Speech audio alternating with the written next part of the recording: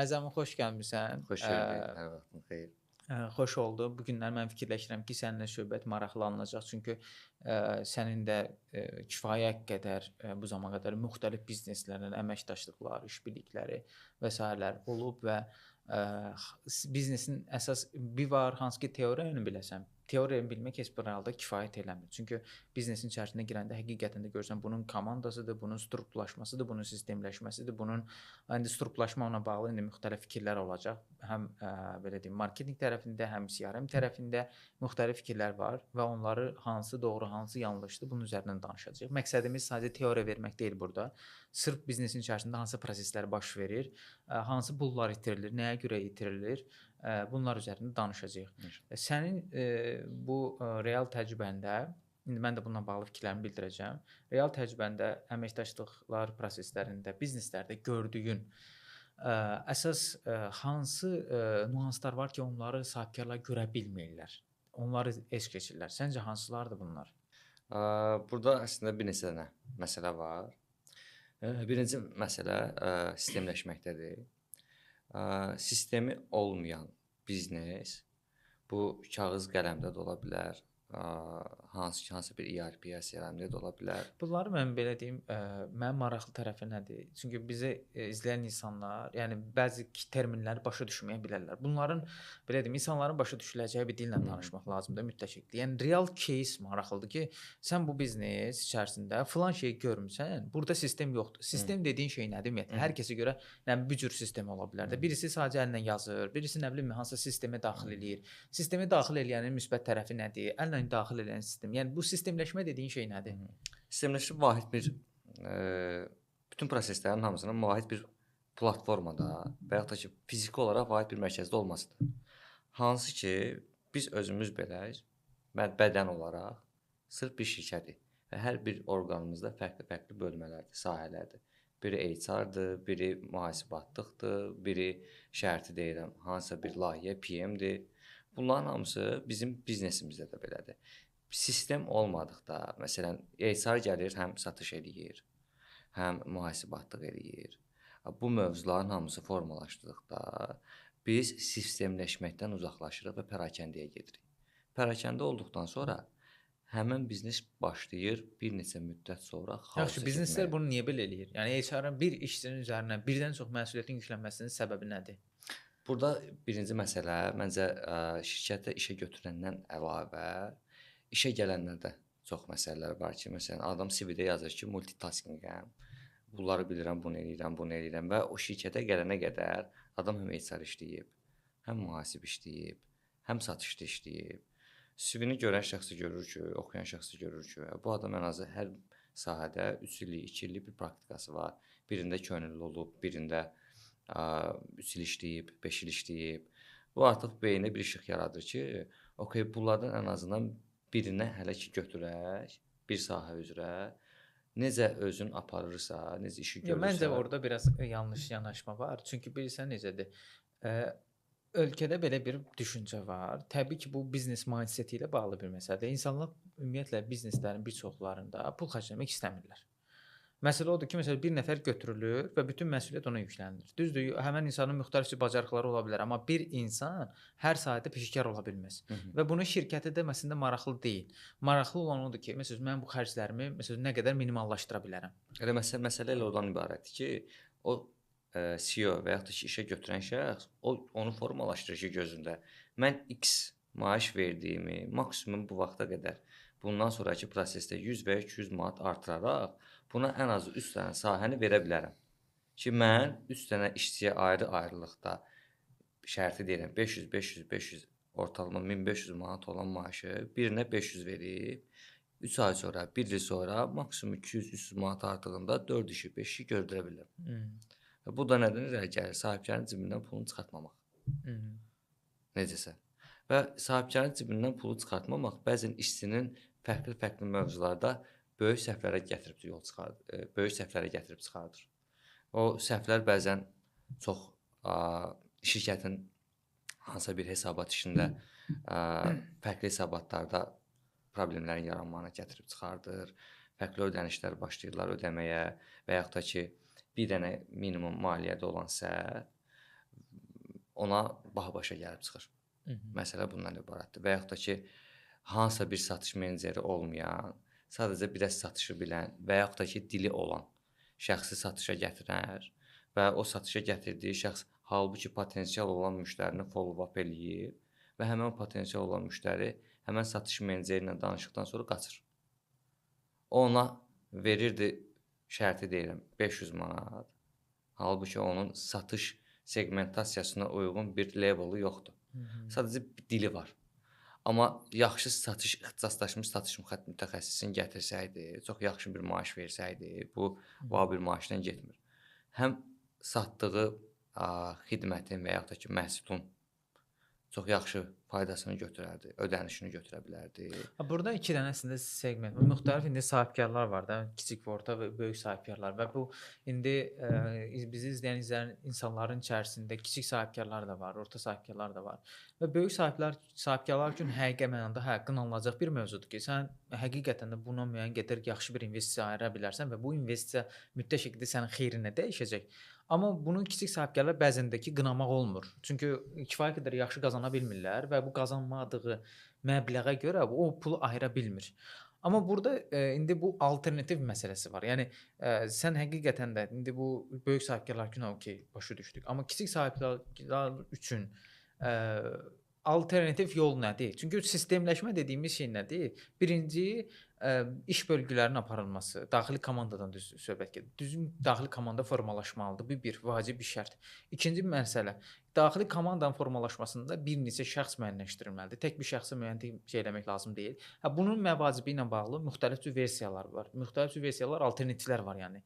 Bu versiyalar mənə görə nədir? Fikirləşirəm ki, tutalım ki, sən gətirib bir ixtisaslı bir işçiyə 1000 manat verə bilmirsən. Amma sən bunu hansı ki, tutalım ki, 5 dənə sənin istiqamətin var. Şirkət daxilində sən bilirsən ki, bu istiqamətlərdə sənə ayrı-ayrı şəxslər lazımdır.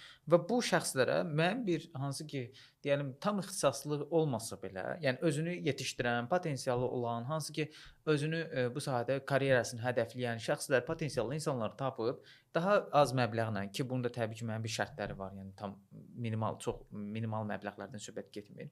Bunları eləyəndən sonra onlara artıq həm onların inkişafına töhfə vermiş olursan, həm də ki, sənin biznesin böyümüş olur. Yəni mənə gəlir burada yenə də düşüncədə problem var. Məsələn, kiçik sahiblər düşünür ki, mənim o qədər pulum yoxdur. Əslində elə deyil. Sənin pulun olmalı deyil. Sənin alternativi düzgün şəkildə yarada bilməməyindir. Əgər o düzgün alternativi yarada bilsən, yenə də ki, sən kiçik o həmin komanda üzvlərini formalaşdıra bilərsən. Sadəcə biraz belə deyim də, real hədəflər qoymaq lazımdır. Adam məsəl üçün gəlir 5000 məsələn şərti pul var.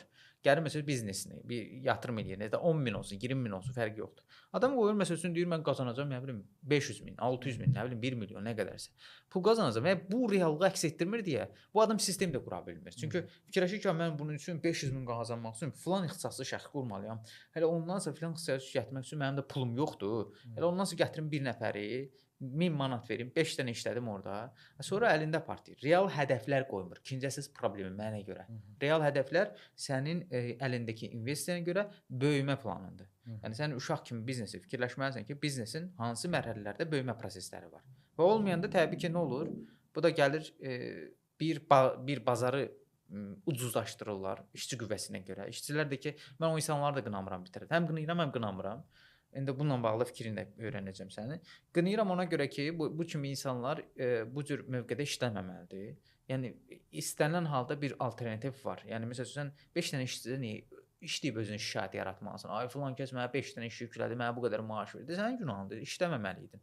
İkinci bir məsələ isə bu insanlar bazarı ucuzlaşdırırlar. Xidməti dəyərsizləşdirirlər. Və bunun sayəsində bu günləri həqiqətən də insanlar var ki, xidmətlərini doğru düzgün təqdim eləsələr də o istənilən qiyməti ala bilmirlər. Bəzi sahələr var ki, özlərinin məsələn konkret qiymətləri var. Yəni bunlar göstərir ki, sən o qiymət faktoru hər iki tərəfdən belə problemlidir. Sahibkar tərəfindən də düzgün mahiyyəti yoxdur. İşçi tərəfindən də işçi də öz işinin, xidmətinin dəyərini ucuzlaşdırır. Bununla bağlı bəs sənin fikrin nədir? Birinci məsələ ondan ibarətdir ki, Azərbaycanda isti pul, o türklərin dediyi sızaq para var. Sızaq para, isti pul bir restorandadır, bir də yasdadır. Hansı ki, hər ikisində axşam o pulu qoyur, sabah götürür. Daşı səhər qoyur, axşam götürür. Ondan başqa Azərbaycanda demək olar ki, bu gün qoyub sabah götürə biləcək pul deyilən bir şey, biznes sahəsi yoxdur. Biznes sadəcə bir uşaqdır. Və o biznes yavaş-yavaş kök ata-ata və eninə yox, uzununa formalaşır. Burada level'lar var da, məsələn, bir ildən 3 ilə qədər olan proses, 3 ildən 5 ilə qədər olan proses, 5 ildən 10 ilə olan proses və hər prosesdə hər level'da fərqli-fərqli addımlar atılır.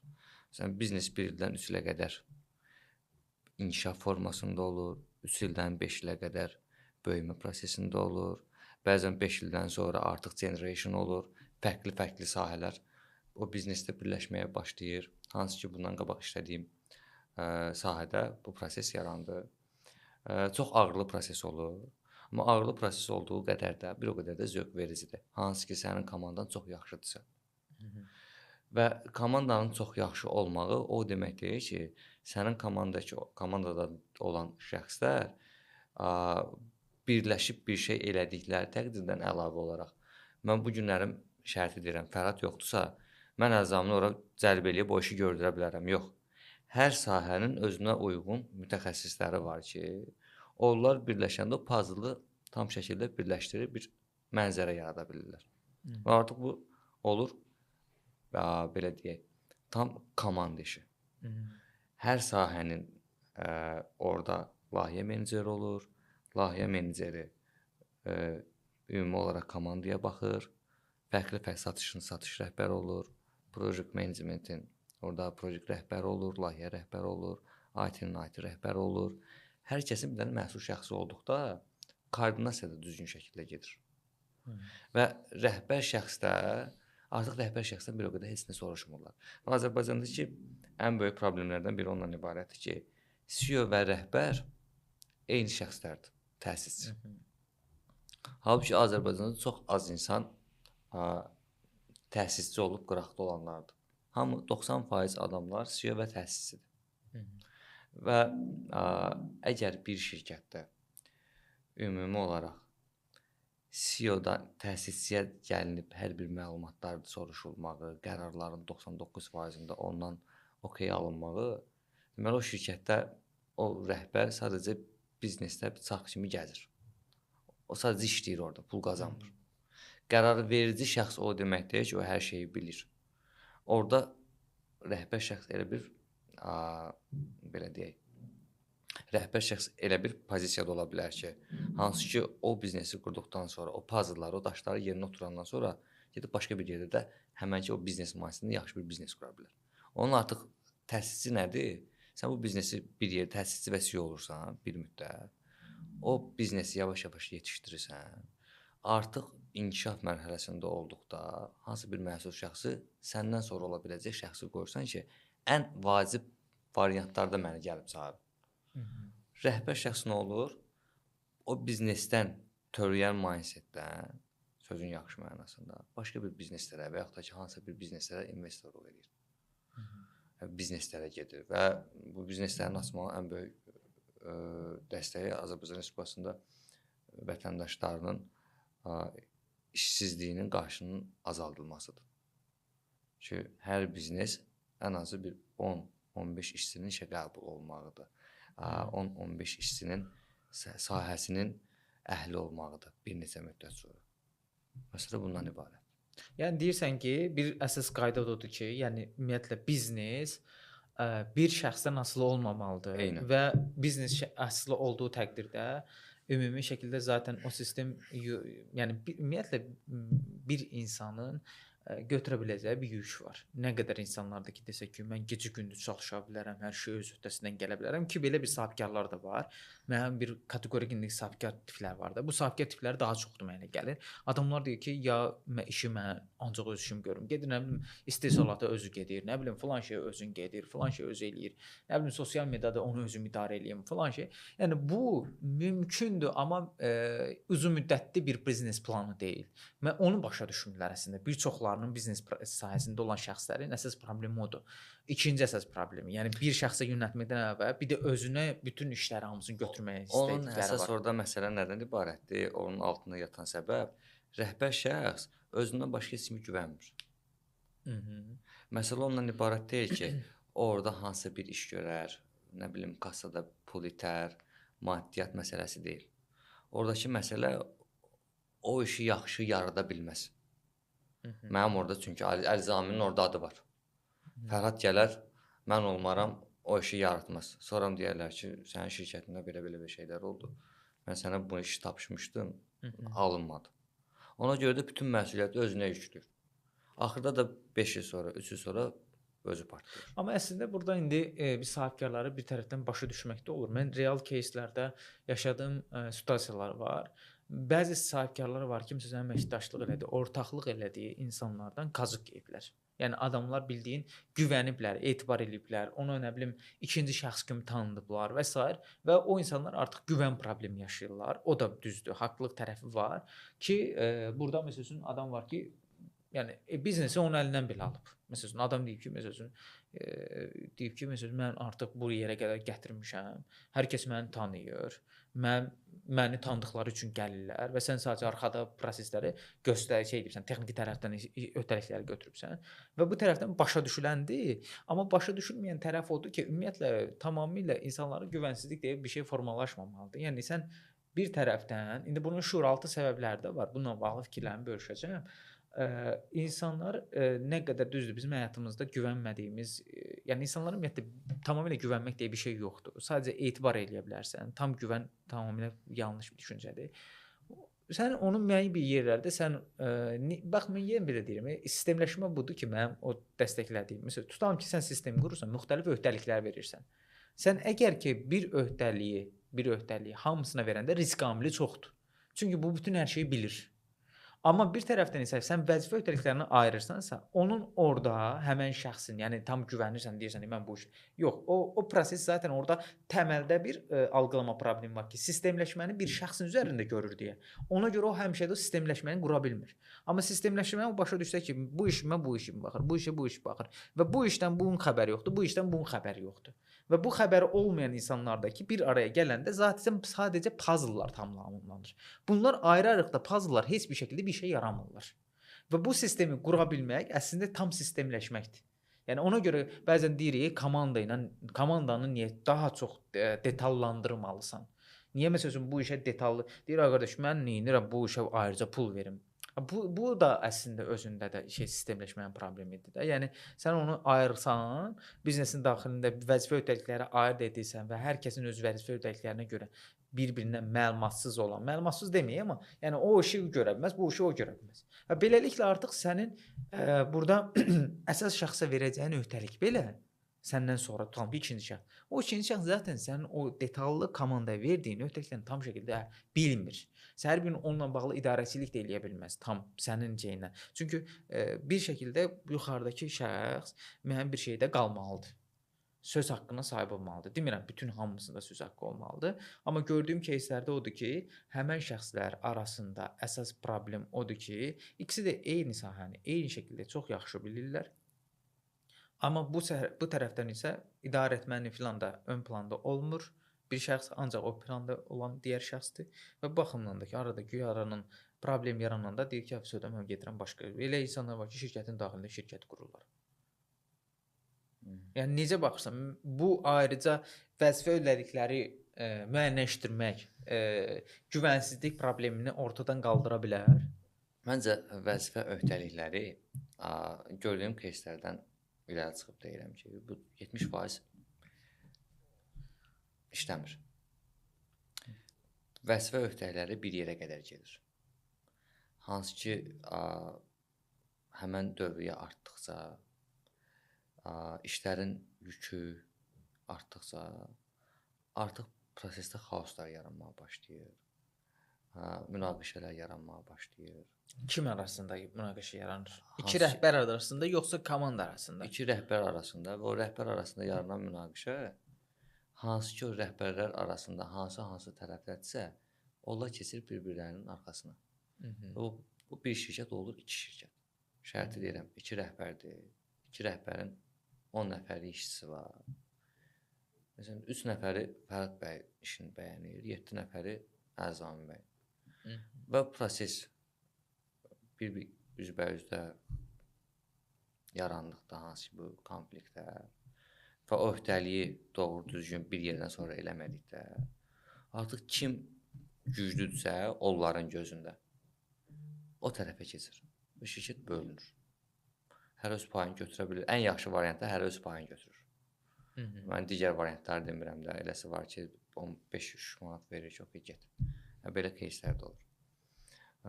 Ona görə düşünürəm ki, hər işin sahəyə uyğun olaraq şərti deyirəm. Bir adam mebel şirkətidirsə və 2 nəfər fəhləçilikdən, ustadan sonra artıq 2 rəhbərdirlərsə, biri pəncərə düzəldirsə, biri qapını düzəltməlidir. Hərənin öz niş sahəsi olsa, heç kim o taxta qapının üzərində dalaşmaz.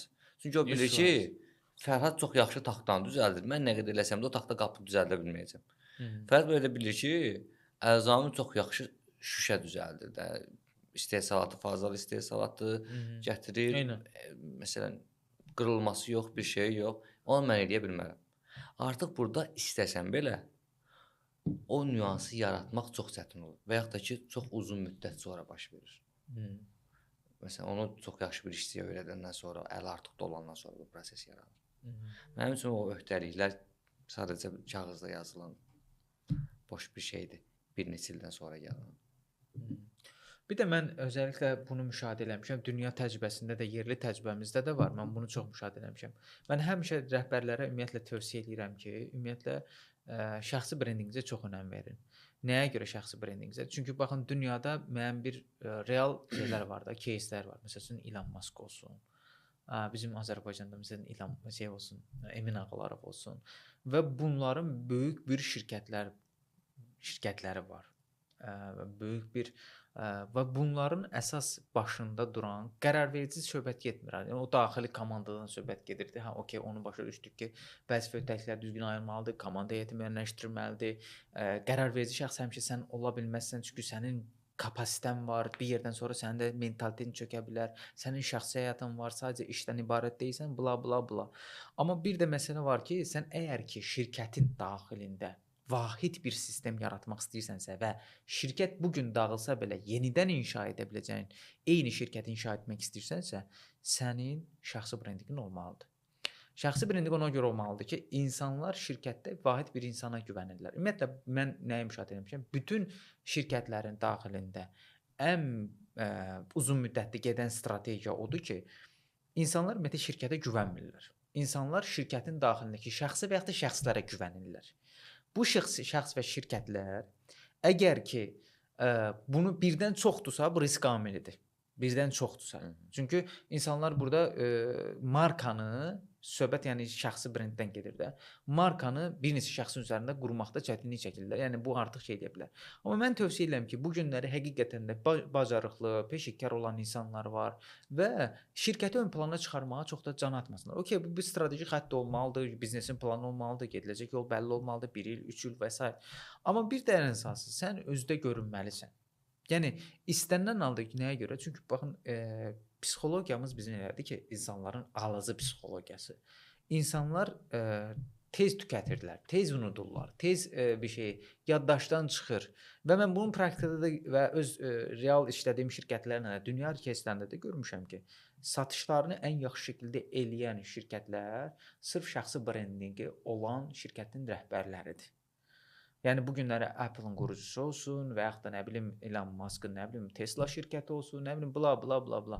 Yəni bunlar uç nöqtələrdir və dünyada verilən nümunələrdir və yerli bazarımızda da var. Yəni hansı ki çox böyük bir şirkət olmasa belə, baxsan ki şəxsi brendinq öz üzərində. Yəni həmin insanın tanıdıqları üçün var belə bir şəxslər var ki, sırf həmin mağaza o insanı görmək üçün gedirlər. Azərbaycanda belə. Deyəndə nə ağlıma gəldi bir anda, bizim ətrafımızda, qohumlarda, uşaq vaxtı özümüzdə bəzən ata-anamızın söz eşitmirdik də. Hamımızın, hərəmizin dayımız, nə bilim, bibimiz, bir şeyimiz olurdu. Kumirimiz. Fikirləş ki, o kumir şəxsi brendinqdir. Amma o özün satmır. Sadəcə sən onun gözündə istər-istəməz, o sənin gözündə istər-istəməz bir brendinq olur. Fikirləş ki, biznesdir o da. Həmən şəxs olaraq brendinqdir. Şəxsin xarakteri də biznesdir.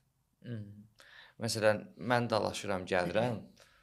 Atam-anam deyir ki, niyə elədin filan, ora, bura deyirəm, okey də, yəni eləmişəm, yaxşı eləmişəm kimisindən. Amma o dayımın sözü, hansı ki o kumir gördüyüm, bəlkə də hansısa bir uzaq qohumumda, amma mən onu kumir kimi görürəm.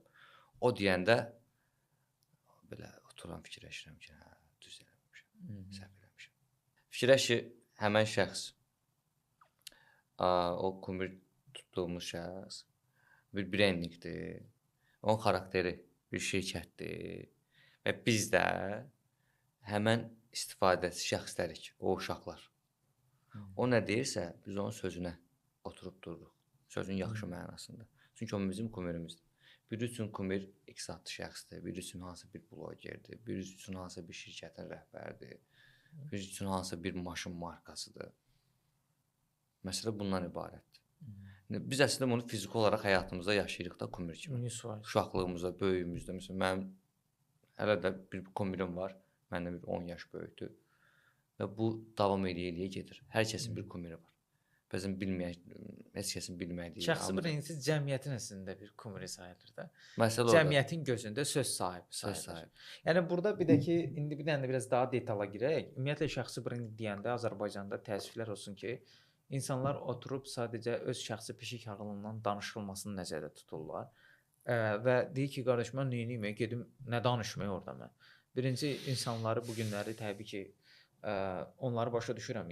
Nə qədər ki, insanlar biznesində uğurlu olan şəxslər var həqiqətən də. Amma mən şəxsən 3 ay bundan öncə bir dənə real case yaşadım. Bu şəxs Azərbaycanda bütün istilik sistemlərini hər yerə dağıdan bir şirkətdilər. Və indiyənə qədər heç bir sosial varlığı olmayıb. Yəni sosial mediada varlığı olmayıb. Bir şirkət kimi özünü tanıtmayıb. Və zamanı gəlir və bunun əlaqələri filan hamısı gedir. Ondan sonra əlaqələr gedəndən sonra qalır ortadadır ki, artıq mən əl-ayağa düşür ki, mən şirkət qurmalıyım, mən özümü göstərməliyəm, mən belə eləməliyəm və s. tərzində. Burada real olan bir şey var ki, bizneslərdə əsasən. Şirkətlər fikirləşir ki, mən hazırda çox yaxşı satış edirəm. Mənə artıq məsələn sosial varlıq ehtiyacım yoxdur. Çünki onların indiki hazırda qazancı onların gözündə böyükdür. Yəni bu real case ona görə dedim ki, bu günlər həqiqətən də təbii ki, bizim network əlaqələrimiz olmalıdır, münasibətlərimiz olmalıdır və s. Amma bu günləri ən risk amili odur ki, soyuq kütlə üzərində, yəni bizi tanımayan kütlə üzərində heç bir strateji xətt qurmamaq. Yəni onlar ilıq kütlə üzərində, yəni bizi tanıyan insanlar üzərində yaxşı oynayırlar, amma əsas oyun alanı var ki, bu da çox önəmlidir. Bu günləri böyük brendlər belə dayanmadan milyarlarla böyük markalar pul xərcləyirlər, gəlir axınları formalaşsa belə ki, insanların alqısı ilə oynayırlar, onlar psixoloji təsir etməyə çalışır, onlar həmişə tanınırlar. Və bunlar onu göstərir ki, biz heç bir zaman ilıq kütlə üzərində özümüzü kifayətləmək lazımdır. Şəxsi brending üzərində bizim düzdür, bizim şirkətin daxilində olan strateji xətt fərqlidir. Bir də şəxsi brending. Şəxsi brending insanın arxetipidir, yəni xüsusiyyətidir, xarakteridir və biz xarakterimizlə insanlardan fərqlənirik. Bu günləri insanlar birinə özünü nə qədər çox yaxın hiss eləyirsə, ondan gedir xidmət və yaxud da məhsul alır. Yəni o insanın həqiqətən də ona etibar eləyir, ona güvənir və bilir ki, ondan mənə heç bir halda ziyan gəlməz. Baxın, ziyan gəlməz. Çünki insanların Azərbaycan kimi reallığında çox ciddi problemlər var. Xidmət sektorunda da, məhsul sektorunda da. Adamların ağzı yanıb. Yəni adam xidmət alıb, məsəl üçün bir inşaat şirkətindədir, bir evi 5 nəfərə satır, qaçır gedir. Yəni və yaxud da fərqli sahələrdə, müxtəlif hər sahədə bizim problemlər var. Və insanlar artıq güvənəcək. Yəni xarakteristik olaraq insanın funksiyası var, ona etibar və güvən formalaşdır. Elə cür insanlar axtarırlar. Yəni həqiqətən də hələ xidməti sorğulamır ki, sən nə iş görürsən, onun xarakterinə baxır. Və hansı xarakterdəsənsə, sən həmən müştəriləri özünə çəkirsən və insanlar səni əslində bir influencer kimi də demək olar ona. Çünki influencer düzdür, başqa bir şeydir. Amma o insan özünün dəyərləridir, onun prinsipləridir, onun yanaşmasıdır, onun keçdiyi yollardır. Və bunlar həm cəmiyyətə fayda verir, həm onun biznesinə dəyər qatır. Özünə də dəyər qatır. Çünki fikirləş, sən bu günləri elə çətin yollar keçmirsən və o keçdiyin yollar bu günləri sənin çox şeylər öyrədib. Niyə də onları insanlara bölüşməyəsən? Yəni bir prioritet də sizdə bir missiyadır olmalıdır ki, sən cəmiyyətə bir fayda verməlisən. Yəni mən bir yol qət eləmisən də 10 il, 15 il, 20 il nə qədər sən müddət keçmirsən. Yəni biz bu günləri burada nəyə danışırıq məsəl üçün? Yəni bir fayda, bir töhfə məsələsi var da. təcrübə paylaşırıq ki, biz bunlardan görmüşük də. Biz burada bunu reklam xatirinə oturmamışıq. Burada bizə kimsə pul vermir ki, indi hazırda. Kimsə gətirib bizə pul verir, bizim cibimizdən pul çıxır. Və o pul çıxır, amma biz onu eləyirik. Yəni məsələ odur ki, insanlar tanımalıdır, bilməlidir və yaxud da mən özümdə bu məlumatları gizlətməməliyəm. Düzdür? Necə fikirləşirsiniz? Yəni şəxsi brendinqi Azərbaycanda nə qədər insanlar doğru şəkildə təqdim edir? Və yaxud da nəyə görə insanlar özü qorxurlar səncə özünü göstərməkdən? Ən azından bu məsələyə toxunaq. Birinci olaraq bunu deyim ki, şəxsi brendinq əvvəldən olub, hansı ki bunu ən çox həkimlərimizdən görmüşük. Və bu dildən dilə gələn şəxsi brendinq olub. Məsələn, Elşən həkim var, çox yaxşı mədə və ağızsaq həkimidir. Hər ilə baxır, yoxlayır, heç aparata ehtiyac yoxdur. Bu davamlı şəkildə Sovet İttifaqından hansı ki bizim son 10-12 il bundan qabaqki vaxta qədər çox aktiv şəkildə olub ki, indi də var, o ayrı məsələ. Amma bundan sonraki prosesdə artıq 2015-2017-dən sonra artıq sosial şəbəkələr fərqli sahələrdə brendləşməyə başladı. Hansı ki, bu hansı bir ixtisaslar üzrə oldu. Maşın oldu, hansısa bir mərkəz oldu, əyləncə mərkəzi oldu və bu yavaş blogerlər oldu, rəqqaslar oldu və bunlar yavaş-yavaş influencer blogerlə məşğul olmağa başladılar. Və bu inteqrasiya ilə də artıq ciddi təbəqəyə həkimlər, mühəndislər, hansısa inşaat şirkətləri, bula. Və ümumi olaraq şəxsi brendinq məsələsində deyə bilərəm ki, məncə indi şəxsi brendinq formalaşmaq məsələsidir, bir dəqiqə hayküylüdür. Əvvəl şəxsi brendinqə inanan bir o qədər sosialda adam yox idi. İndi hamı bilir ki, şəxsi brendinq var, amma harada necə eləyəcəyimi bilmirəm. Çünki bazar həddən artıq rəqabətlidir. Bazara girən sözün yaxşı mənasında olan mütəxəssislər həddən artıq çoxdur. Və bəzən də sən onu araşdırmasan bilmirsən ki, həmən mütəxəssis doğrudan mütəxəssisdir ki, sən onu reklam edirsən, yoxsa elə bir adam deyil ki, biz çalışırıq ki, onu araşdıraq ki, töhfə verdiyimiz şəxs vətənə, millətə, xəstəyə töhfə verən şəxs həqiqətən də işin layiqincə yerinə yetirir. Çünki burada bizim də işimiz var. Və bundan olaraq bir də ümumi olaraq şəxsi brendinqi olmayan şəxslər var. Çoxdur. Ki, ortalığa çıxmayan, TV reklam deyirlər də, dildən dilə gələn, mən belə reklam var, mən sosiala çıxmaq istəmirəm. Bunların ən çox səbəbi nədədir? İnsanlar tərəfindən yargılanmaq, bəzən texniki tərəfləri çoxdur, çox yaxşı bilikli həkimdir, amma danışa bilmirlər. Bundan gəlir, nə danışmalı, biz çox danışa biləcəyi şeylər var. Amma adamın içi çox dolu ola bilər. Sən onun içindəki danışılacaq nədirsə, o potensialı çıxartmaq artıq onun işi deyil. Çünki adam texnikidir, əməliyyatdadır, çox işlər görür. Amma bu adam ümumi olaraq həqiqətən sosial tərəfdən necə danışacağını bilmir. Artıq burada işin əhli lazımdır. Çünki bu adam texniki tərəfdir. Artıq orada sosial, ümumi olaraq marketing komandası gəlir. O zaman da biz devrəyə giririk. Eynən, biz devrəyə giririk. Biz onları danışıq strukturunu, nə bilim, hansı formaları, hansı hissləri ötürməyi. Bir də məsələ burada bir dənə də кейsi, iki dənə məsələyə toxunacağam. Bir, nəyə görə doyum görünməkdən qorxurlar insanların, bir çoxları söhbət spesifik olaraq həkimlərdən söhbət getmir, ümumi olaraq.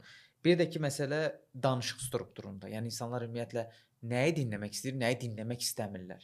Çünki sosial mediada o deyil ki, məsələn oturasan ChatGPT-dən, nə bilim hansı ki şeydən, Google-dan filan məlumatları götürəsən, sonra oradan başlasan danışasan, o məsələ deyil.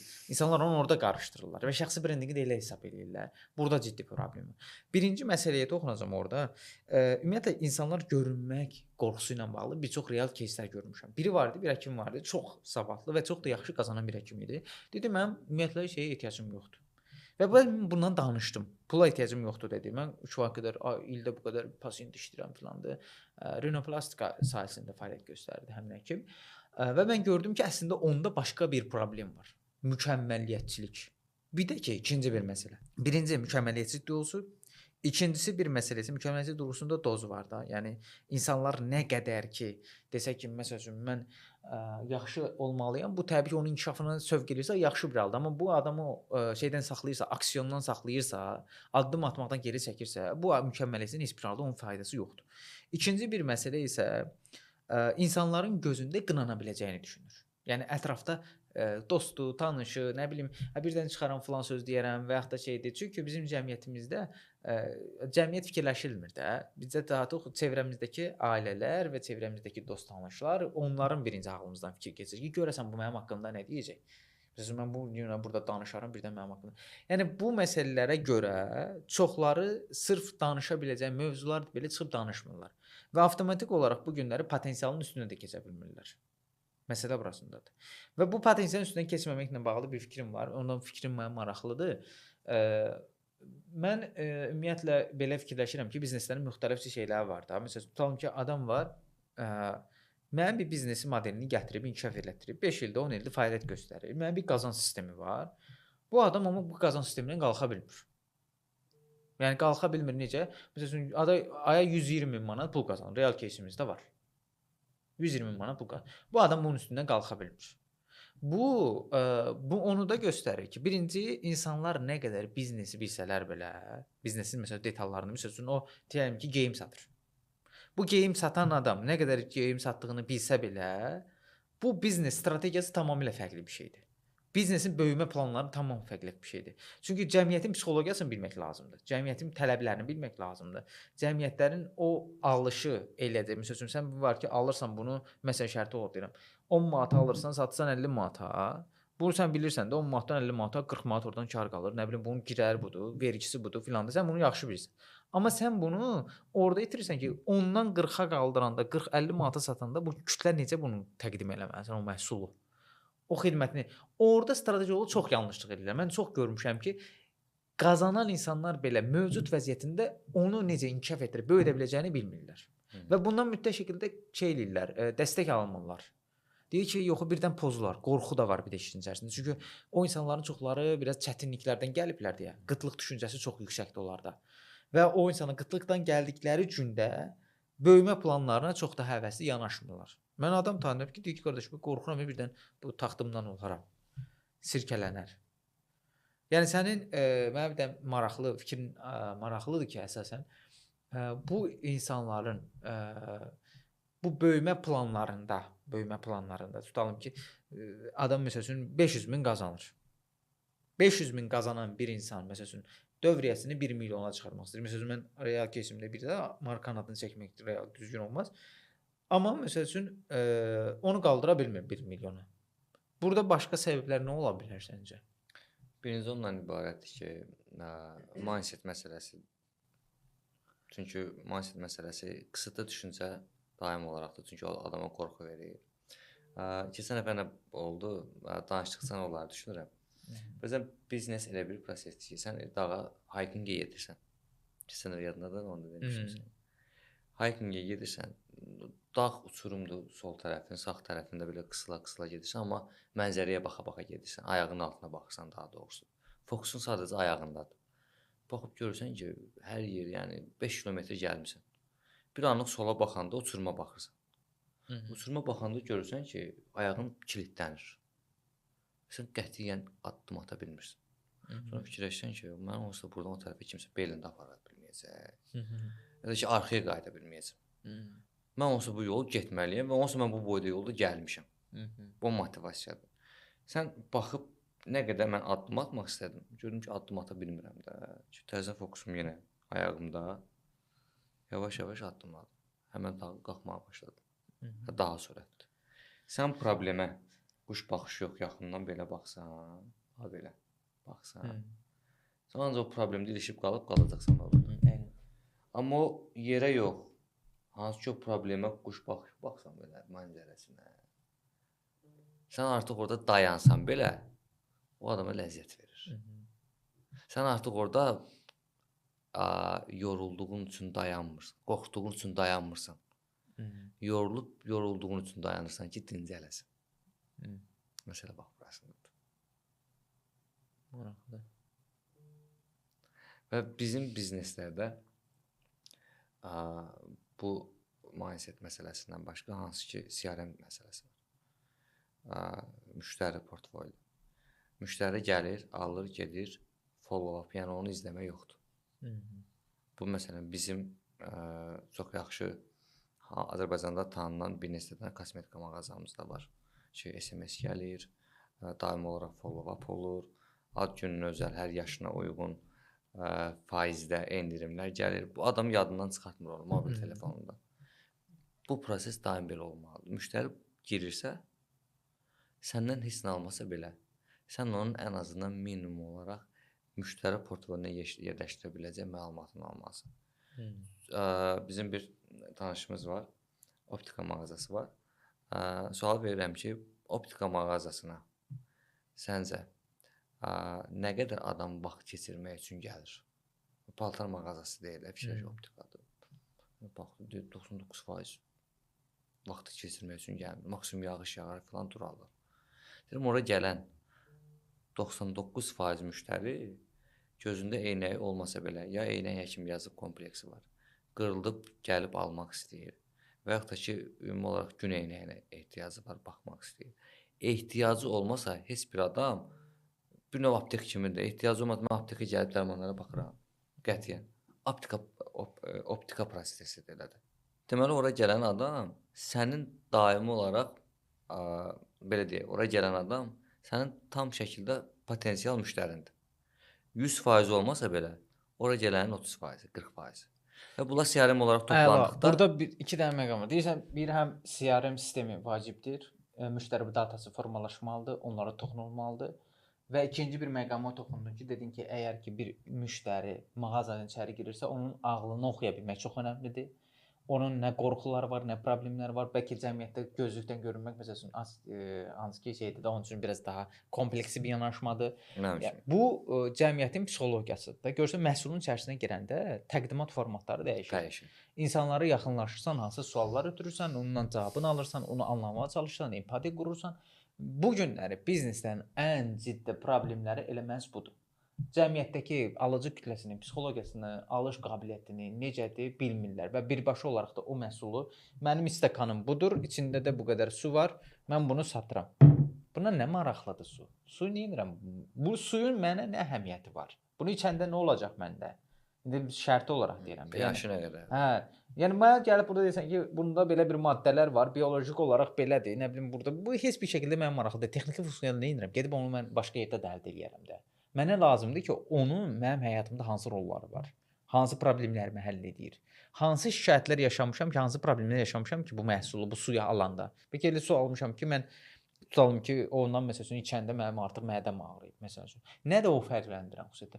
Bir çox fərqli aspektlərdən baxanda artıq məhsulun və ya da xidmətin təqdimat formatları dəyişir. Bu günlər şirkətlərin ən ciddi problemləri böyümə proseslərinin də bir digər problemi də CRM-də onun daxil olmaqla təqdimatlarını düzgün şəkildə ölçə bilmirlər. Çünki təqdimatlarını sadəcə düz bir dənə strategiyanı qururlar, məhsul. Burada ölçmə nə ola bilər? Sən hansı emosiyaları ölçə bilərsən burada, nə reaksiya verdi buna? Çünki insanlar elə bilir ki, televiziyaya baxan nə bilir ki, məsələn, o kimi hansı yaş qrupundan baxdı, necə bir reaksiya verdi, hansı emosiyanı göstərdi. Yəni bunlar amma sosial mediada ölçülə bilən şeylərdir. Ölçülə bilən şeylər isə şirkəti böyüdə bilən şeydir. Bu günləri biz nə qədər ölçülə bilən bir biznes qura biliriksə, o zaman da daha çox böyüyə bilirik. Bu günləri şirkətlər özlərini ölçə bilmirlər. Və bu günləri düzgün alətlərdə düzgün istifadə edə bilmirlər. Bu baxımdan. Əzəm bəy, çox xoş oldu səninlə söhbət, həqiqətən də. Fikirləşirəm ki, söhbətimiz mütləq mənada şeydir. Mənə son yanaşma maraqlıdır ki, bizneslərə nə tövsiyə edərsən buradan? Biznes sahiblərinə ya da nə tövsiyə edərsən? Məncə biznes sahibi olan şəxs hər şeydən qabaq, puldan qabaq, məncə mentalı güclü olmalıdır və sağlam olmalıdır. Məsələ, bəzən deyirlər riskə, problemlərin xaosun içində işləmə qabiliyyəti. Aha. Ha, o məsələ deyil.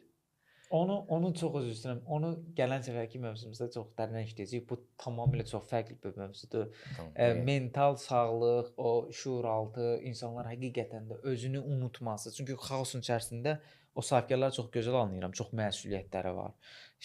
İşin, şirkətlərin tələbləri var, nə bilim. Yəni çox bir çox rolları var da. Həm sahibkardır, həm ailə başçısıdır, həm nə bilim nədir, nə və bu insanlara çox xaos yaradır və özünü unudublar. Və bundan sonra əslində özünü qorumalıdır ki, çünki biznesin enerjisi birbaşa sahibkarın enerjisi ilə birbaşa əlaqəlidir. O enerji düzgün şəkildə tənzimlənməsə, aqressiv bir mühit yaranacaq, faydasız bir ortam yaranacaq. Bu günlər gözəl komandadan hamı şikayət edir. Gedirəm ora hamı bir-birinə qeybət eləyir. Bir-birinin nə bilim problemi ilə danışır və s. Yəni bunlar hamısı birbaşa sahibkarın özü ilə bağlıdır. İnşallah bunu bir sonrakı mövzumuzda müzakirə edəcəyik. Yəni buyurun. Son söz olaraq. Dediyim kimi, sahibkar şəxs, düşüncəsi sağlam, bədəni sağlam, bir də ruhu sağlam olmalıdır. Bu üçü sağlam olandan sonra pul da sağlam olacaq.